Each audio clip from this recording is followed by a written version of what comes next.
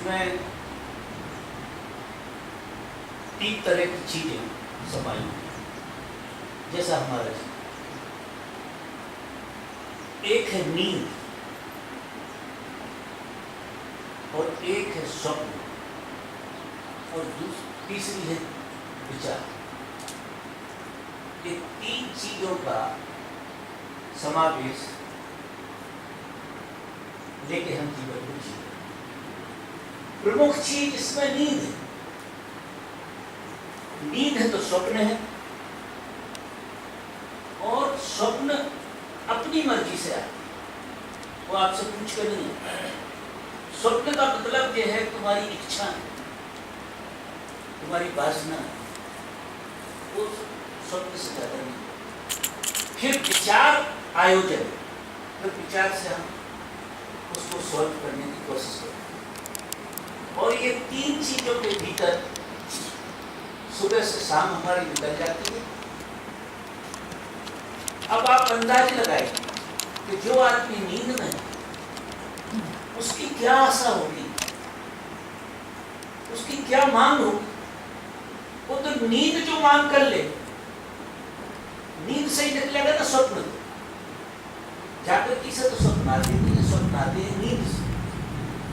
आप अगर नींद में हैं तो आपके हाथ में तो है नहीं कि स्वप्न किस तरह का आएगा। स्वप्न तो आएगा, जैसा आना होगा, जैसा आएगा, जो आपके चिंतन में कह रहे चिंतन तो भर के आ जाए। अब उस स्वप्न का हम एनालिसिस करते हैं, उसको हम विचार करते हैं।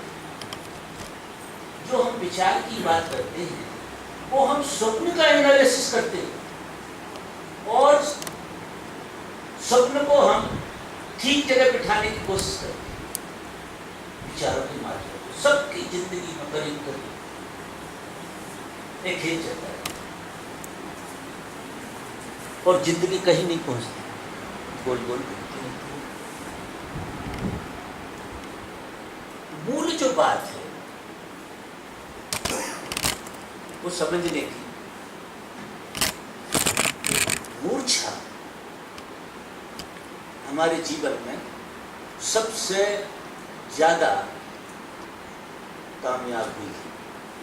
सबसे ज्यादा हमारे जीवन में अगर किसी चीज का प्रभाव है तो वो नींद का प्रभाव है, मूर्छा का प्रभाव। अब देखिए,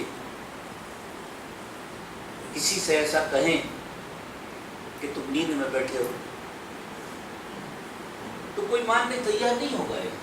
अभी आप लोग सब बैठे हैं, अगर मैं कहूं तो सब नींद में बैठे होंगे तो बिल्कुल कोई मानने तैयार नहीं होगा। अगर कोई आदमी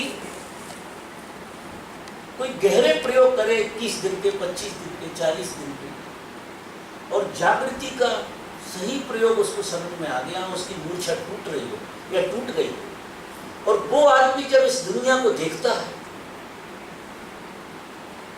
तो लोग गजब के खेल खेलते हैं, यानी अपने को कैसे कैसे संभाल के नींद में चले जाते हैं, और सब नींद में है, और सब इधर से उधर जा रहे हैं, उधर से उधर जा रहे, काम धंधे कर रहे हैं, पैसे कमा रहे हैं, दुकानें चला रहे हैं, और 1% जागृति नहीं है। वो मैकेनिज्म काम करता रहता है पूरा। नींद में बैठा हुआ आदमी सिर्फ स्वप्न देख सकता है, और चूंकि हमेशा स्वप्न में रहना है तो कुछ तो आयोजन हो गई, तो फिर उसमें से विचार पैदा होते हैं और आयोजन चालू हो जाता है। अब जब वो आयोजन चालू होता है तो हमें क्या लगता है कि हम जागे हुए। जागे हुए का हम सिर्फ इतना मतलब समझते हैं, इससे ज्यादा नहीं समझते कि हम इस चीज को उठा के यहाँ रख दें, इस चीज को उठा के हमने यहाँ रख दिया। हमारे अंदर एक विचार पैदा हुआ कि हम इसको उठा के यहाँ रख दें।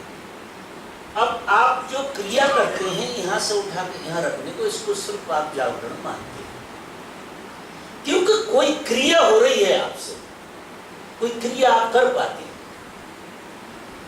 नींद तो है आपके अंदर, स्वप्न भी है आपके अंदर, लेकिन क्रिया भी है आपके साथ। और जब क्रिया हो रही होती है तो आपको भरोसा नहीं होता कि आप जागे नहीं, क्योंकि क्रिया हो रही, लेन देन हो रहा। आप हमसे 2 किलो गुड़ मांगते हैं, हम 2 किलो गुड़ दे देते हैं और आपसे पैसे ले लेते हैं। तो अब कैसे कोई कहेगा कि ये नींद का खेल।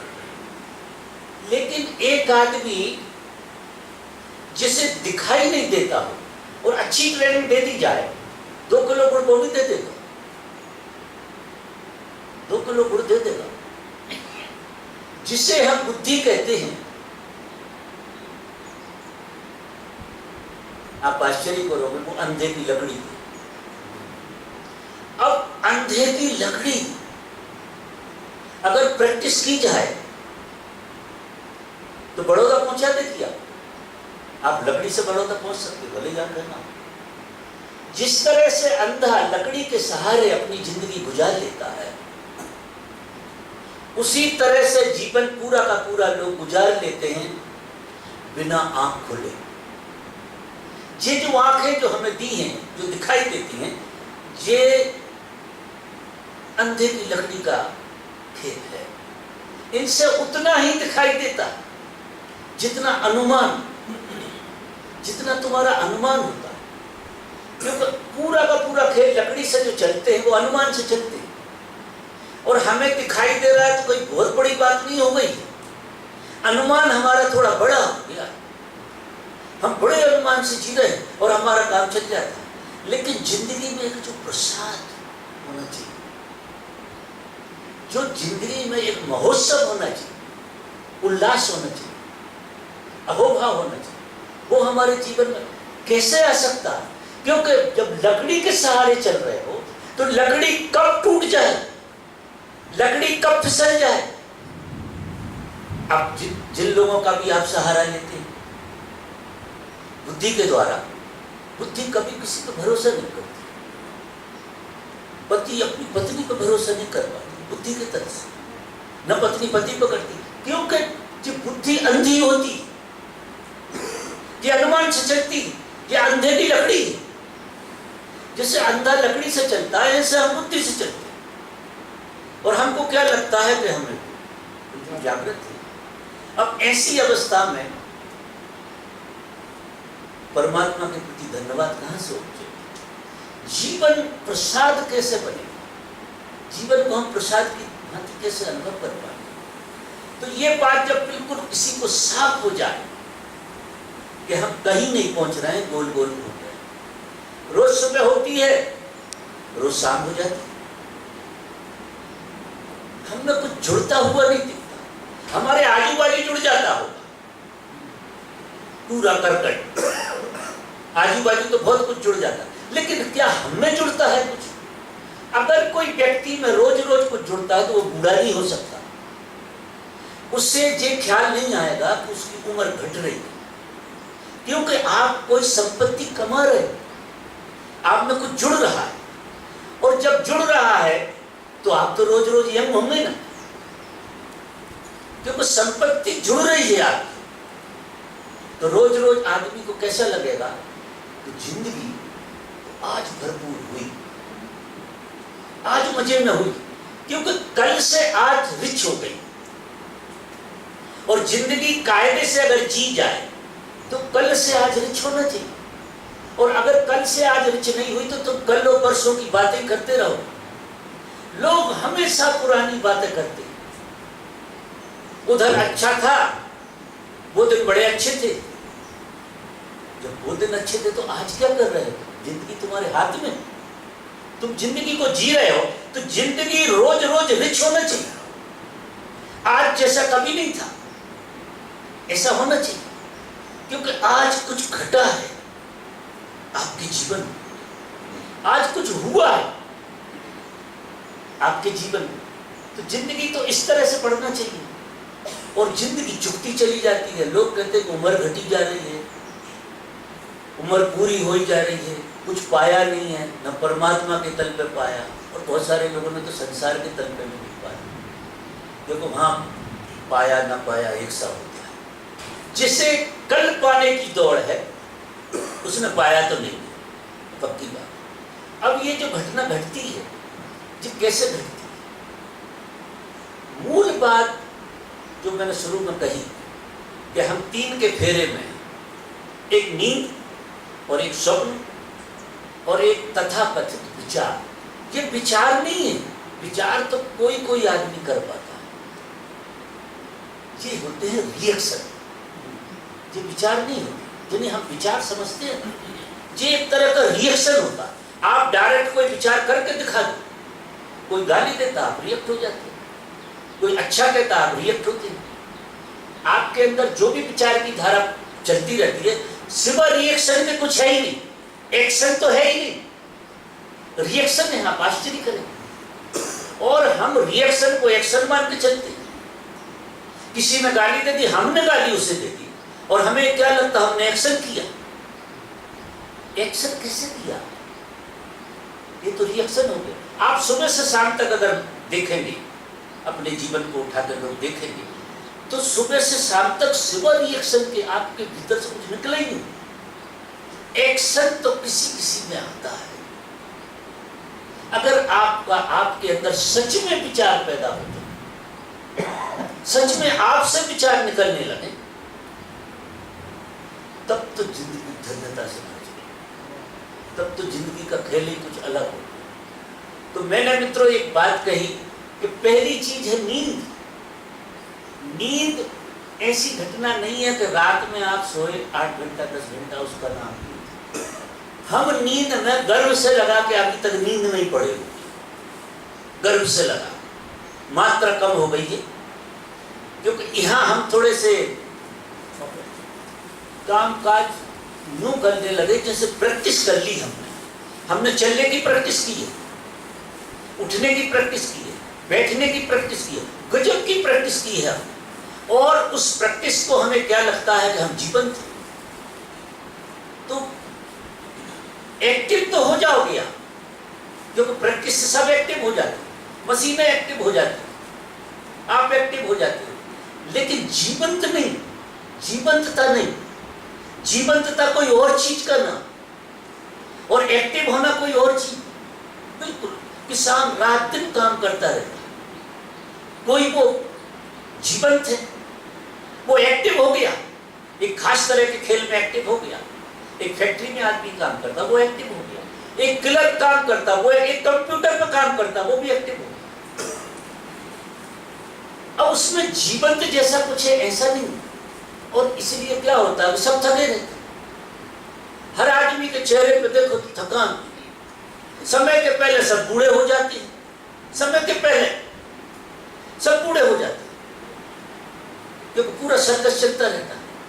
तो मित्रों, मेरा निवेदन क्या है कि हमें सबसे ज्यादा एक चीज को समझना है, और वो चीज सबसे ज्यादा हमारी जिंदगी में जो खाई जा रही है, जो हमें दीमक की तरह खाई जा रही है, वो है नींद।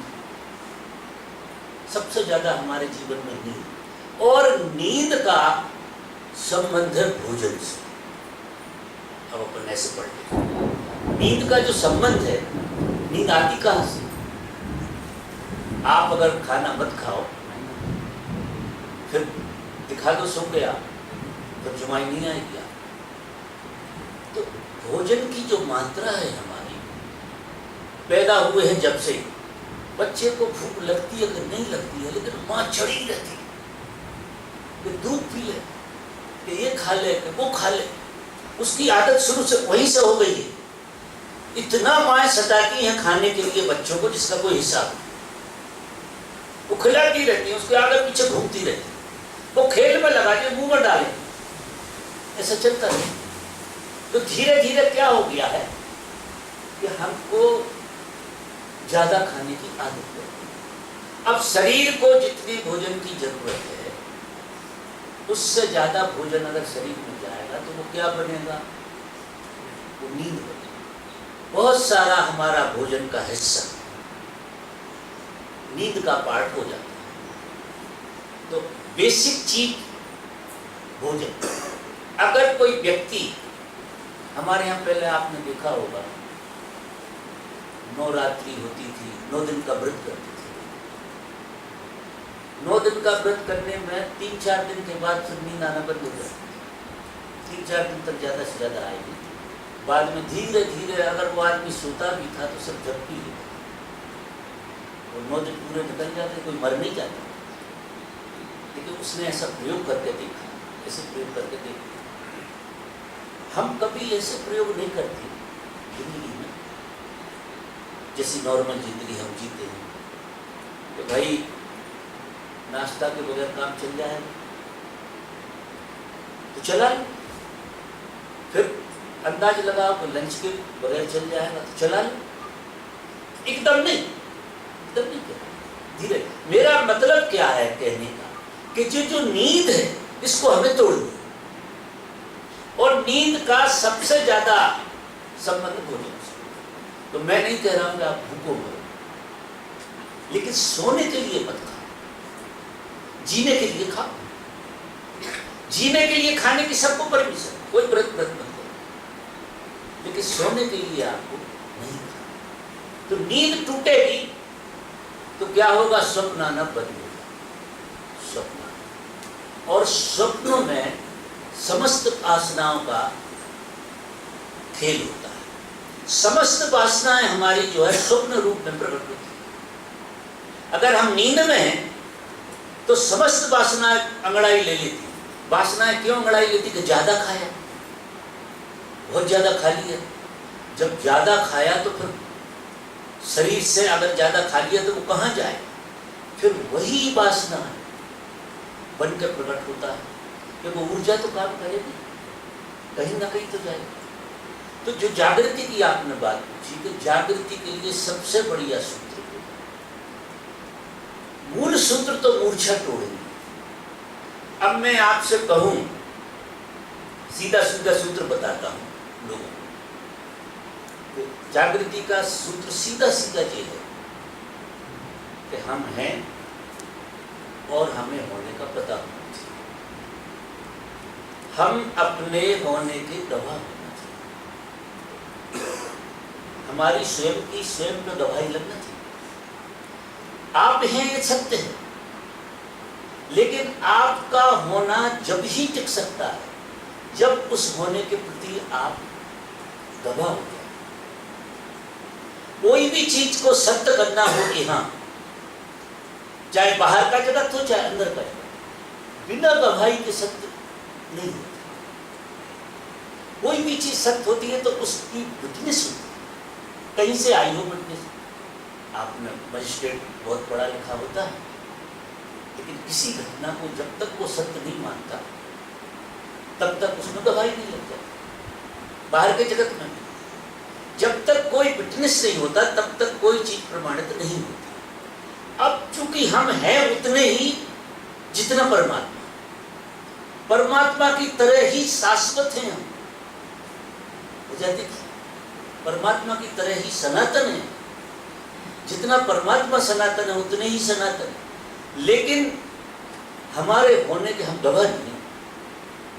और जिस चीज के तुम गवाह नहीं है वो चीज होती नहीं है, होती भी है तो ना होने जैसी, क्योंकि उसका प्रभाव नहीं होता, वो प्रभाव में नहीं आता।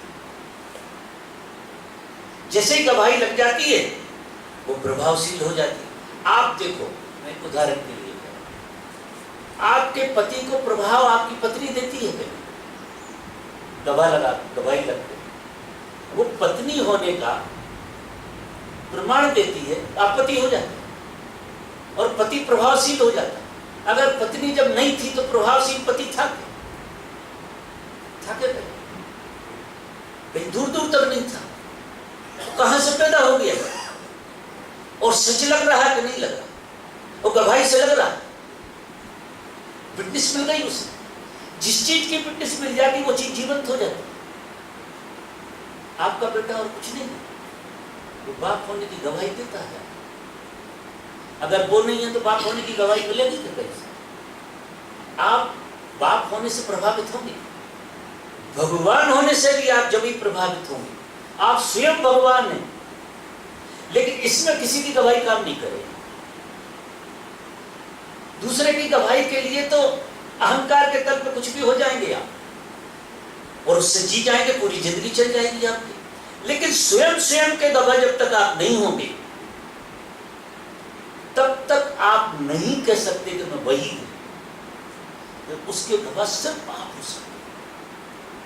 तो जो आपने पूछा ना, सार सूत्र तो मेरा ये है जो मैं बार बार कहता हूं। सार सूत्र तो ये है कि तुम हो और तुम्हें सतत पता होना चाहिए अपने होने का। ये मैं नहीं कह रहा हूं कि व्यक्ति होने का, किस जाति को ये होने का, न शरीर होने का, मात्र होने का, मात्र। क्योंकि आपके शरीर होने के तो बहुत गवाह है, आपके कुछ और होने के तो दुनिया भर के गवाह, लेकिन आपके सच में होने के गवाह सिर्फ आप हो सकते। मेरी बात ख्याल में आ रही? आप ही आपके होने के गवाह हो सकते। तो फिर कहां देर करनी है? अब हाथ में आ गई बात। किसी छोर से आप परमात्मा का आखिरी छोर है। अगर परमात्मा की यात्रा में जाना तो किसी छोर से जाना पड़ेगा। आप जंप नहीं मार सकते, बीच में नहीं कूद सकते। जहां छोर लगता हो और आप आखिरी छोर पर खड़े हो, परमात्मा के आखिरी छोर पर खड़े हुए, और योगा के पहले छोर पर खड़े, लेकिन छोर पर खड़े हुए। तो अगर आप छोर को पकड़े, छोर का मतलब समझ गए? शुरुआत, हाँ शुरुआत। तो आप जब अपने को पकड़ने लगे, अपने को पकड़ने में कुछ करना नहीं, सिर्फ अपने होने को बोधपूर्वक जीना शुरू करें। अपने आप हैं और उस होने को गजब बोधपूर्वक जीना। जैसे ही तुम बोधपूर्ण जियोगे, अब वो छोर बड़ा होना शुरू हो। आपने शुरुआत कर दी, जहां आप खड़े हो यात्रा वहीं से शुरू होने वाली। और कितने ही साल गुजर गए हो, कितने ही जन्म गुजर गए हो, ये तो जहां से शुरू करोगे वहां से वही। मना कोई नहीं करने वाला है, कोई अंधेरा उधेरा इसमें मना नहीं करेगा कि कितने साल पुरानी के, कितने जन्म पुराने के, पाप के पुण्य के, ये क्या वो फालतू की बात। ये एकदम साइंटिफिक। जैसे ही तुम अपने होने के गवाह होते हो, होने लगते। जब तुम पत्नी के गवाह होते हो तो पति हो जाते हो। तो फिर अपने होने के गवाह हो गए तो होगे कि नहीं? होगे कि नहीं? आप बताओ। होना आपका। अब इस चीज को हम सबसे ज्यादा भूलते हैं। क्यों भूलते हैं? कि ये नींद वाली सत्संग, नींद तोड़ना पड़ेगा। जब नींद, सपने वाला आदमी अपने होने का गवाह नहीं हो सकता। इसलिए मैंने क्या कहा कि ये जो विचार चलते हैं, ये सपने में चलते हैं। हकीकत में विचार अगर आएगा तो क्या विचार आएगा? यही विचार आएगा कि आप अपने होने के गवाह हो। मैं हूं और मुझे ऐसा पता होना चाहिए, क्योंकि मैं हूं और मुझे होने का बोध नहीं है। इससे ज्यादा मेरी क्या दुर्दशा। ये विचार आए कि मैं हूं और मुझे होने का बोध नहीं है, और मुझे होने का बोध नहीं है इसलिए मैं कुछ भी हो जाता हूं। जो जिसकी जो मर्जी जो बना दे मैं वो करूं। कोई गधा बना दे तो गधा हो जाता हूं, 1 मिनट नहीं लगती। किसी ने कहा गधे हो, देर ही नहीं लगती और हो जाती। क्योंकि गवाही का असर बड़ा गजब का है। आप ये देखो, बाहर के जगत में और भीतर के, सबसे ज्यादा ताकतवर कोई चीज है इस दुनिया में तो वो गवाही। विटनेस जो है ना, सबसे ज्यादा ताकतवर चीज का नाम है। इस संसार की पूरी रूपरेखा फिटनेस पे चलती है। जिस तरह का फिटनेस लग जाता है उस तरह के हम हो जाते हैं, वही बन जाते हैं। अब वो अलग बात है कि हम गुलाम हो जाते हैं उसके, हम पर उसी तरह के फिटनेस ढूंढने लगते हैं। कभी मिलते हैं कभी नहीं मिलते, तो सुखी दुखी भी होते। हमारे अनुकूल फिटनेस लगा, हम बड़े प्रसन्न, और हमारे प्रतिकूल फिटनेस चली गई, हम दुखी हो जाते। तुम्हारे दुख और सुख का भी कोई मूल्य नहीं है। दुख होने की चीजें दोनों, दुख न सुख दोनों बिल्कुल दुख होने की चीजें। क्योंकि जो चीज दूसरे पे निर्भर, हमारा सुख किसी के फिटनेस पर निर्भर, हमारा दुख किसी के फिटनेस पर निर्भर हो, तो दो कोड़ी का है, इसके जाल में फंसना नहीं, इसके रस को अब बंद कर देना। ये अहंकार का रस जो दूसरों के पिटने से सुखी दुखी होता रहता है, उसी का नाम अहंकार है। अहंकार कोई निजी चीज है नहीं, लेकिन प्रभावित होती, प्रभाव में आ जाते हैं। तो अब बात साफ हो गई, क्लियर हो गया मानना कि मैं आज से संकल्प लेता हूं, जितना बच सकेगा उतना ज्यादा मैं अपने होने का गवाह रहूंगा। मैं हूं तो सही, आपके होने के लिए आपको कुछ नहीं करना, क्योंकि वो होना तो परमात्मा से हुआ ही। आपका होना ज्यों को त्यों है, जो हो सकते हो वही हो आप। मजा देखो, इसमें फेर बदल करने की बिल्कुल जरूरत नहीं है। जैसे तुम हो सकते तो वो हो ही, इसी मोमेंट में हो। उसकी पहचान, बस उसकी पहचान है, और उसकी पहचान फिटनेस से आती है। जैसे ही तुम अपने फिटनेस हुए और आपकी पहचान बनी, आप स्वयं प्रकाश होने लगे। आपको ऐसा लगेगा मैं स्वयं का प्रकाश हूं। जैसे दिया होता है, दिया या मोमबत्ती होती है, तो वो चारों तरफ प्रकाश को डालती है और खुद भी प्रकाशित करती है। लेकिन क्या होता है, जब वो प्रकाश किसी चीज पे पड़ता है तो वो तद्रूप अनुभव करने लगता है, तद्रूप अनुभव करने। बस ये माया, इसको रियलाइज करना है कि मैं स्वयं मेरे प्रकाश को स्वयं जीऊं। तो जैसे ही मैं मेरा होने का गवाह हुआ, तो वो सब तरफ से प्रकाश हट जाता है और आपको ये बोध हो जाता है कि मैं स्वयं प्रकाशित हूं। स्वयं प्रकाशित यानी मुझे किसी फिटनेस रूपी प्रकाश की जरूरत नहीं है। और ये जो मैं कह रहा हूं, ये बात जिस शुरुआत में करने की है कि आपको अपने होने का गवाह शुरू में ही होना पड़ेगा। और जैसे ये बात क्लियर हो जाएगी कि मैं तो स्वयं प्रकाश हूं, तो ये गोरख धंधा भी बंद, क्योंकि आप शुरू से ही स्वयं प्रकाश थे। आपका होना स्वयं से प्रकाशित हुआ, स्वभाव से प्रकाशित, कहीं प्रकाश ढूंढने की जरूरत नहीं। लेकिन ये तरकीब लगाना पड़ेगा, और तरकीब आज का युग ऐसा है कि बिना किसी टेक्निक के बात पकड़ में आती नहीं। तो तरकीब लगाना पड़ेगी, और तरकीब मित्रों मैं कह रहा हूं कि जब ही लगेगी जब थोड़ा सा ये नींद वाला वातावरण आपका टूटे। अब इतनी नींद में तो सिर्फ देखिए क्या होगा कि आप सपने में सपनों को समझा रहे हैं। अब समझाओ सपने में सपनों को, ये कुछ होने वाला है। मेरी बातें भी जो आप सुन रहे हो, आपको ऐसा लग रहा होगा कि आप जाग के सुन रहे हो। और मैं बता दूं, ये भी आप सपने में सुन रहे हैं। ये कोई जाग के सुन रहे हैं समझना। अगर जाग के सुन लेते तो मैं आपको गले लगा लेता अभी, हाँ, तो वो बातें पूरी हो जाती। अगर जहां से मैं कह रहा हूं, जो मैं कह रहा हूं वही सुन रहे हो, लेकिन तुम मुझे भी अपने सपने का हिस्सा बनाते हो, क्योंकि तुम्हें तो एक आदत पड़ी है हर चीज को अपना सपना बना लेना, बस। और जैसे ही आप अपना सपना किसी चीज बना लेते हो, आप निश्चिंत हो जाते, आप बड़े निश्चित हो जाते। तो क्या कहोगे आप, बाबा जी हम जानते हैं, वो ऐसे हैं, ऐसा बोलते हैं, ऐसा है। अब बात बिल्कुल बेकार हो गई।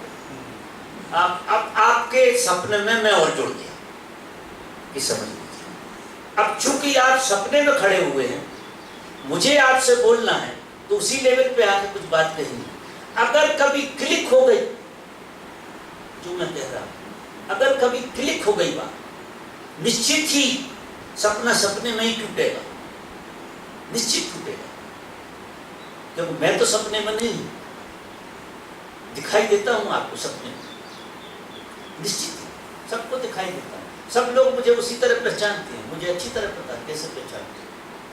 वो फिर कितनी ऊंची ऊंची बातें करें, कभी वो सपने में ऐसा बना लेंगे कि मेरी पूजा करेंगे, और कभी उनके सपने के अनुकूल नहीं पड़ूंगा तो गालियां देंगे, क्योंकि सपने में खड़े बेचारे, उनकी पूजा में भी कोई दम नहीं है, और उनकी गालियों में भी कोई